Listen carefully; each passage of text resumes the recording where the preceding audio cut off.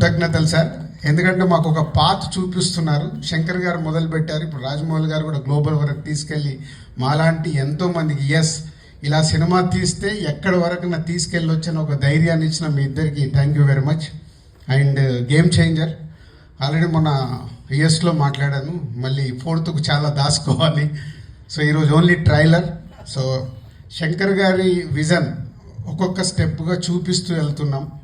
వారి ఒక్కొక్క పాటలో ఆ గ్రాండియర్ కానీ వారు చూపించిన మూమెంట్స్ సాంగ్లో చేసినవి కానీ లిరికల్ వీడియోల ద్వారా కొంచెం కొంచెం సాంగ్లో ఇస్తూ వెళ్ళాం. ఒక టీజర్ ఇచ్చాం, ఈరోజు ఒక ట్రైలర్ వరకు వచ్చాం. సో ఇది ఇంకా నా లెక్కన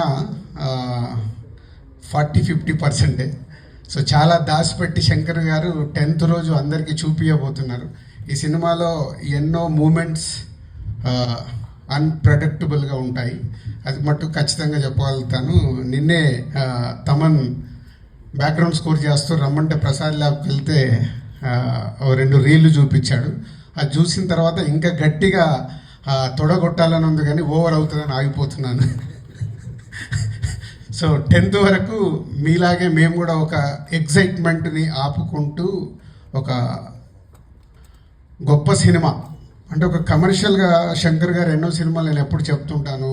ఒక జెంటిల్మెన్ దగ్గర నుంచి భారతీయుడు కానీ, ఒకే ఒకటి కానీ, శివాజీ కానీ, ఆఫ్టర్ లాంగ్ టైం మళ్ళీ శంకర్ గారు ఒక స్ట్రేట్గా తెలుగులో సినిమా చేస్తూ అలాంటి సినిమా మాకు ఇచ్చినందుకు వారికి కృతజ్ఞతలు.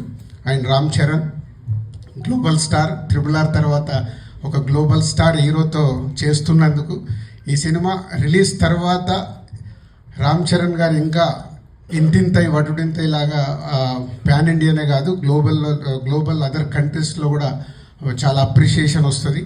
సో మా పెట్టిన డబ్బులు తిరిగి లాభాలతో వస్తుందని వెయిటింగ్లో ఉన్నాం ఈ సంక్రాంతికి. Thank you very much. Thank you so much Shirish గారు. యాజ్ యూజువల్లీ మౌనంగానే వారి విషయాన్ని తెలియజెప్పారు.